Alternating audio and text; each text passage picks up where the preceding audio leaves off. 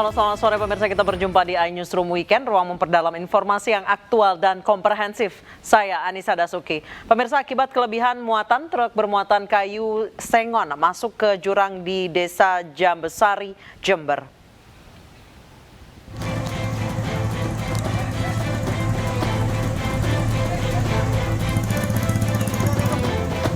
Truk bermuatan kayu sengon terguling masuk ke jurang saat melintas di jalanan sempit di Desa Jambesari, Kecamatan Sumberbaru, Jember, Jawa Timur.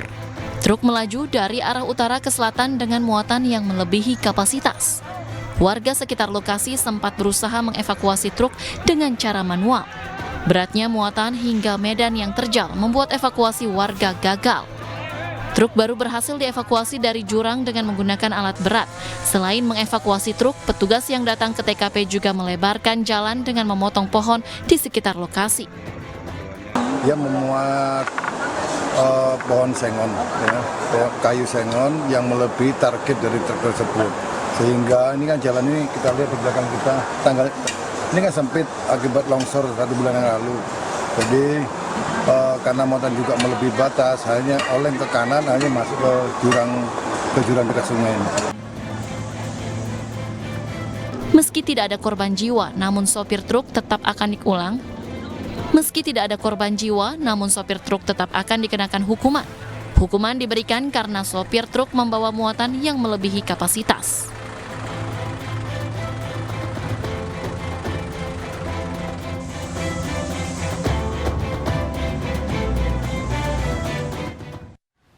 Pemirsa, perwakilan orang tua para pelajar yang viral karena menendang seorang nenek meminta maaf. Meski demikian, polisi tetap melanjutkan pemeriksaan terhadap 6 pelajar yang telah ditangkap.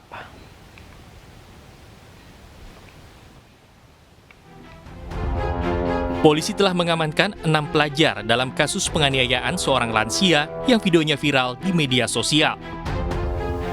Dalam video yang beredar luas, 6 remaja menepi ke pinggir jalan menghampiri seorang nenek. Salah seorang remaja kemudian menendang nenek itu hingga terjungkal. Remaja penendang lalu menaiki motor dan meninggalkan korban sambil tertawa. Pasca diamankan, perwakilan orang tua para pelaku menyampaikan permohonan maaf. Permintaan maaf itu disampaikan di salah satu kantor desa dengan disaksikan oleh pihak kepolisian dan perangkat desa. Namun perwakilan orang tua tersebut enggan menyebutkan identitasnya. Kami, orang tua dari anak-anak kami, yang telah menyalahi ataupun membuat resah, kami sangat menyesal atas perbuatan anak kami dan kami meminta maaf yang sebesar-besarnya kepada pihak yang dirugikan ataupun masyarakat umum. Kami sangat menyesal perbuatan anak kami ini, mudah-mudahan agar tidak terulang lagi. Kasus remaja tendang nenek ini turut mendapat sorotan dari Menko Polhukam Mahfud MD. Melalui akun Twitternya, Mahfud meminta Polri turun tangan mengusut kasus ini. Diketahui para pelaku merupakan pelajar salah satu SMK di Tapanuli Selatan, Sumatera Utara. Mereka duduk di kelas 11 dengan usia 15 hingga 16 tahun. Tim Liputan iNews melaporkan. Polda Jawa Timur mengungkap perdagangan manusia di sebuah warung kopi di Pertokoan Gempol 9, Kabupaten Pasuruan, Jawa Timur. 18 perempuan ditemukan disekap dan diduga hendak dijual muncikari ke hidung belang. Warung kopi WP Gon di Pertokoan Gempol 9 di samping Jalan Raya Malang, Surabaya. Ini dipasangi garis polisi usai digerebek tim Jatanras Polda Jawa Timur. 18 perempuan di wilayah Jawa Timur dan sekitarnya ditemukan disekap dalam warung dan diduga akan dijual ke lokasi PSK Tretes dengan tarif 500 hingga 700 ribu rupiah sekali kencan. Saat ini 18 perempuan diamankan di Mapolda Jawa Timur untuk dimintai keterangan, sementara muncikarinya masih jadi buronan polisi. Saya tidak tahu kebenarannya, tetapi katanya ada penggerebekan dari Polda. Yang digerebek ini PSK ya? Iya. 18 orang? Iya. Warga jadi tidak tahu itu? Tidak tahu. Ini semuanya ini memang kalau malam jualan apa, Bu? Kopi? Sepertinya kopi. Banyak cewek ya? Iya. Polisi terus mengusut kasus perundungan yang menimpa seorang siswa SMP Plus Baitur Rahman, Ujung Berung, Bandung, Jawa Barat. Sementara di Jakarta, polisi masih bungkam terkait kasus penganiayaan yang diduga dilakukan anak perwira menengah kepolisian.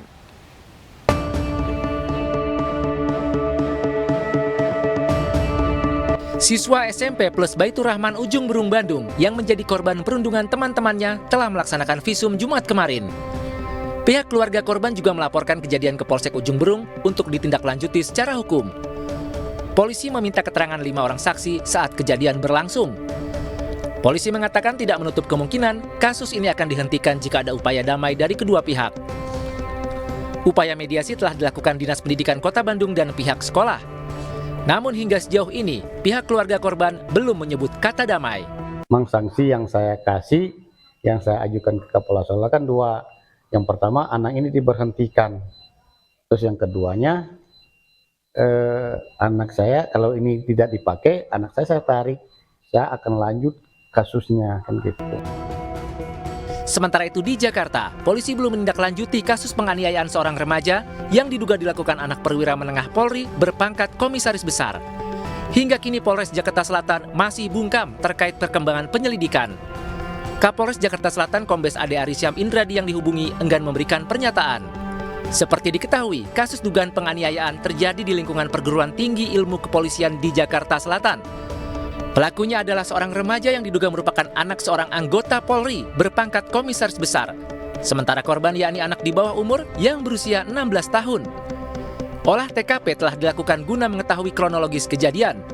Dari hasil pemeriksaan awal, peristiwa ini terjadi karena adanya rebutan topi hingga akhirnya terduga pelaku menganiaya korban. 5 saksi telah dimintai keterangan untuk mengungkap kasus ini.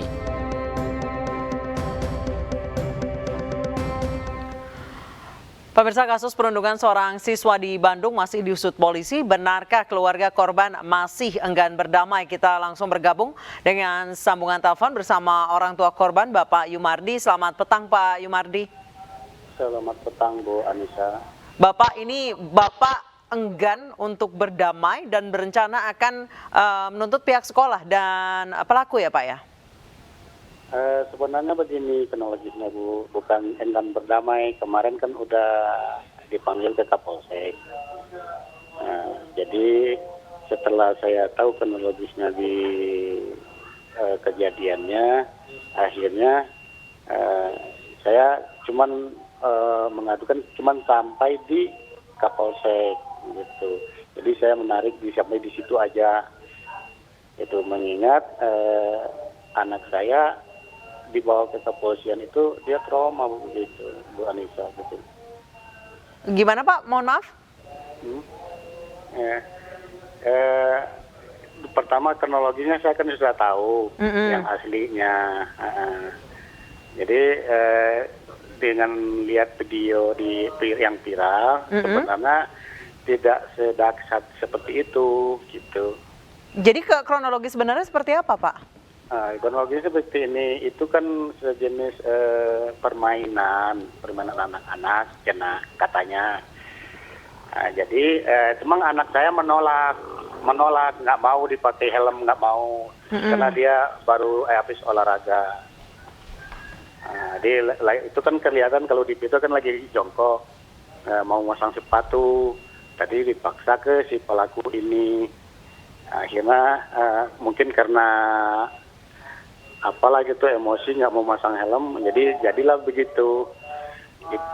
Gitu. Baik, jadi ini memang permainan yang sering dimainkan oleh teman-teman putra Bapak? Bukan, nggak ada. Anak saya sih menolak itu,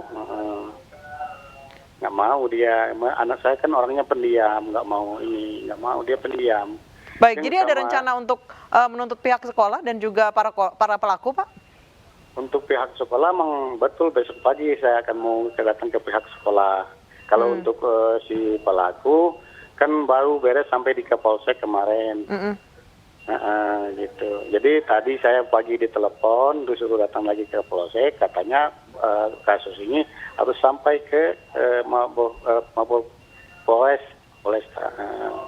Dibawa berkasnya ke situ pagi tadi. Ada berapa orang, Pak, total pelaku? Kalau pelaku mah satu orang, cuman yang itu kan saksi sama yang merelainya, yang misain. Baik, antara putra Bapak dengan pelaku itu apakah memang ada masalah atau memang perundung aja, Pak? Tidak ada, Bu Si Anissa, pelaku tidak ini. ada. Tidak ada. Saya yang anehnya kemarin gini kan, setelah anak ini kan lapar mungkin dari pagi di Kapolsek. Akhirnya Bapak Kanit ya beli nasi bungkus. Jadi yang 4 orang tuh di satu mejain makannya, Bu. Jadi itu ketawa-ketawa kayak berteman biasa, kayak tidak terjadi apa-apa gitu. Antara anak Bapak dengan pelaku, Pak? Iya, betul. Seperti tidak terjadi apa-apa? Habis itu, habis makan, dia kan ke belakang ke masjid, bareng empatnya mah. Terus habis itu saya lihat takutnya terjadi apa-apa, kan karena dia pelaku juga ada. Nah, jadi di belakang itu kan ada ruangan pertemuan, itu pertemuan rapat. Jadi dia foto-foto bareng kayak nggak terjadi apa-apa gitu. Di situ ininya. Baik, jadi sebenarnya antara pelaku dengan anak Bapak ini mereka menganggapnya seperti tidak ada masalah ya, Pak ya? Iya. Baik. Makanya tapi emang walaupun kejadian ini kan saya masih tetap kesel sih karena itu udah memukul kepala kan masalahnya. Saya juga besok pagi mau datang lagi ke sekolahan ya, kan sekolahan kan belum ada ketembusan ke saya belum.